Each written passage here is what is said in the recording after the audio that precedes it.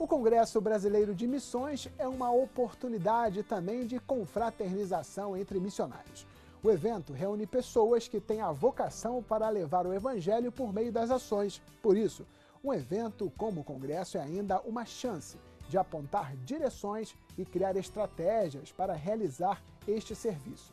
Neste último bloco, conversamos com um dos preletores do evento, Carlos César Novaes, pastor da Igreja Batista Barão da Taquara. A ideia missionária é a ideia mais importante do que o Senhor Jesus Cristo deixou a igreja em termos de propósito, objetivo, e o envolvimento com missões, então, deve ser algo extremamente natural, espontâneo, porque aqueles que foram alcançados pelo Evangelho devem alcançar outros com o Evangelho.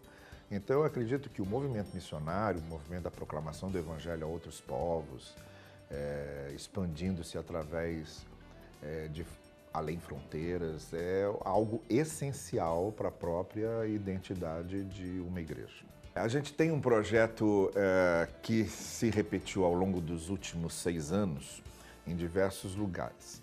É um projeto em que nós reunimos profissionais de diversas áreas. A gente reúne médicos, dentistas, psicólogos, advogados. Temos também a turma que vai fazer o trabalho com crianças.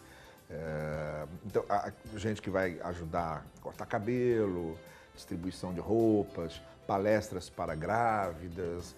Então, a gente procura abrir um leque de várias atividades. Esse pessoal se autofinancia, cada um paga a sua própria viagem e estadia, e a gente chega no local, normalmente, preferencialmente, um local de carências, onde a gente se instala ali por 2 semanas aproximadamente, em que se atende diariamente as pessoas que vêm, se faz a visitação de casa em casa, e tudo para culminar no final do dia com uma apresentação musical sobre a vida de Cristo, onde realmente é feita a evangelização efetiva.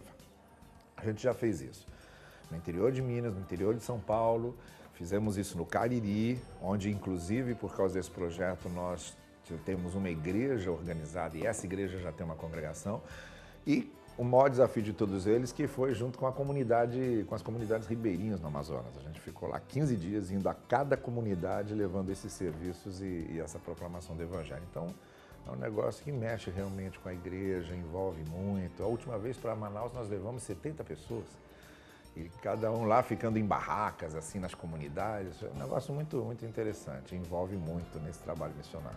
Esse princípio da cooperação, ele é fundamental para isso. Inclusive, é um princípio em cima do qual as igrejas batistas normalmente costumam trabalhar, né? Que é o de se juntar, se somar e cooperarem juntos com finalidades específicas, como a questão de missões, né? Isso começou historicamente com William Carey, na Inglaterra, quando ele formou uma associação de igrejas para que fosse enviado à Índia, onde ele realmente participou ali de uma maneira bem inédita. E todos os princípios missionários que nós temos atualmente, a gente herda dessa herança que William Carey deixou, e um deles é justamente essa cooperação de igrejas em associação para o sustento de missões. O Dietrich Bonhoeffer, que foi um teólogo luterano da época do nazismo, inclusive foi morto porque combatia o nazismo, ele dizia o seguinte: a igreja só será importante para o mundo quando o mundo for importante para a igreja. Então não tem como você querer falar do pão da vida se primeiro não falar do pão do corpo, se não houver um entrosamento sobre isso. Porque o Senhor Jesus Cristo não veio salvar a alma, o Senhor Jesus Cristo veio salvar o ser, veio salvar o ser humano na sua integridade e na sua integralidade. Então a igreja tem que trabalhar nessas duas frentes. Ela tem que prestar o serviço, proclamar o Evangelho, e isso é uma coisa que beneficia demais o trabalho do missionário. Porque a comunidade, nós somos em comunidades que disseram, puxa, quem é que está financiando isso para vocês? Não, a gente é que financia. Vocês pagam do próprio bolso? A gente paga do próprio bolso. Mas por que vocês fazem isso? Porque a gente quer vir aqui oferecer isso para vocês. Se vocês vêm assim, só por isso, queremos ouvir por causa de vocês. Esse impacto no trabalho do missionário é fundamental, porque o que aquelas pessoas vão comentar, ali tem uma igreja que se preocupa com a gente, que serve a gente. Então, para o trabalho do missionário, isso é importantíssimo. Esses congressos como esse, que em outubro acontece, tem a missão primordial de despertar as pessoas, despertar a consciência das pessoas. A importância está nisso, de levar as pessoas a pararem, refletirem, verem a importância, ver de que modo elas pessoalmente podem se engajar, o que elas podem fazer. E é claro que a gente consegue isso quando para pensar nessas coisas. O congresso acontece de uma maneira que a pessoa necessita ir até o local, se estabelecer no local, se hospedar, dar tempo para aquilo, estar lá por causa daquilo, ela vai estar voltada para aquilo. Então é uma excelente oportunidade para que essas pessoas sejam conscientizadas, né? Uma coisa que eu tenho notado é que, às vezes, as pessoas não se envolvem porque elas não sabem quais são as lacunas, as necessidades, os apelos que estão sendo feitos. Nós vivemos hoje numa sociedade muito imediatista, né? Você tem tudo muito rápido, com apertar de botões, tudo acontece automaticamente. E a gente precisa saber, a gente aprende a querer saber o que é que vem em seguida, qual é a consequência, qual é o resultado disso. Então é fundamental que as pessoas sejam trazidas à consciência do desafio. Os desafios são esses, por isso a gente precisa disso e o nosso envolvimento tem que ser nesse nível. Então é claro que um congresso como esse, ele terá muito mais resultado se trouxer desafios que façam com que as pessoas queiram se sentir participantes desses alvos, desses objetivos. Em termos de missões mundiais, de missões fora das nossas fronteiras nacionais, eu vejo duas questões importantíssimas. Primeiro, o crescimento do islamismo de forma impressionante. Já está previsto que, se continuar nesse ritmo, o islamismo daqui a algum tempo alcançará a maioria, mesmo em países que originariamente eram cristãos. Você veja, a Turquia foi o lugar onde Paulo fez as suas viagens missionárias. Todas aquelas igrejas para as quais Paulo escreveu, Efésios, aos Efésios, aos Colossenses, tudo ali aquela região da Turquia, as 7 igrejas da Ásia, para onde o Apocalipse começa escrevendo. Aquele território é um território hoje predominantemente islâmico. Então, esses lugares originalmente cristãos estão se transformando em lugares islâmicos e, se não for por nada, pelo menos por uma questão muito simples.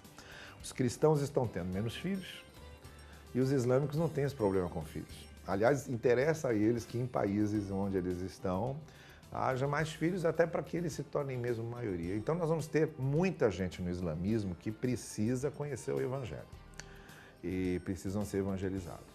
A segunda questão é essa questão dos refugiados, que se torna um drama para o mundo, não é? Essa questão dos refugiados que vêm da Síria sem pátria, que não tem onde ficar, lugar onde você era alguma coisa e de repente você não se torna nada. Fica refém, totalmente refém das circunstâncias. São pessoas que já chegam fragilizadas. E eu acho que a gente precisa ter pontes que alcancem isso. Isso no que se refere a missões mundiais, eu acho que são as duas grandes urgências. No que se refere à nossa própria terra, às nossas próprias fronteiras, nós temos e digo isso não é só do lado católico, não, do lado evangélico também, nós temos um cristianismo nominal. Tá? Isso é fato. Nós já tivemos um tempo em que nós tínhamos cristãos sem cristianismo. Hoje nós temos evangélicos sem evangelho. Então você precisa mostrar que o evangelho não é exatamente o que as instituições estão falando. Então o desafio continua o mesmo. Não é porque um país está cristianizado que ele conhece o evangelho. O país cristianizado conhece cristianismo, conhece instituições cristãs, mas não necessariamente conhece o evangelho. Eu acho que o desafio aqui dentro é muito grande por causa disso. A gente tem muita gente nascendo em igreja, crescendo em igreja, mas que não tem a menor ideia do que é o evangelho de verdade. A igreja tem que estar sempre pronta para responder às questões do seu tempo. A igreja não está aqui para responder questões de 50 anos atrás, nem está aqui para querer responder questões que ainda não foram formuladas. Cada geração tem suas questões. Então a igreja tem que estar disposta e tem que estar pronta para responder aquelas questões daquele momento. Eu acho, na minha opinião, que a grande questão desse momento são essas. Lá fora, essa questão do crescimento do islamismo e desses refugiados que vêm totalmente fragilizados e precisam ser levados ao conhecimento evangélico. Aqui dentro de uma espécie de evangelicalismo nominal, que faz com que as pessoas pensem que conheçam o Evangelho, mas na verdade não conhecem. O Conversa Pública desta semana fica por aqui, sempre agradecendo a sua companhia. Obrigado e até o próximo programa.